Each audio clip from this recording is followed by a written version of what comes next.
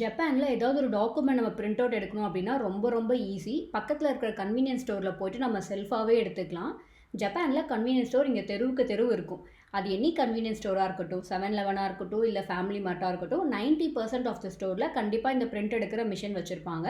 And இந்த machine multiple லாங்குவேஜை support பண்ணும். ஸோ நமக்கு என்ன லாங்குவேஜ் கம்ஃபர்டபுளோ அதை சூஸ் பண்ணி நம்ம ப்ரொசீட் பண்ணிக்கலாம்.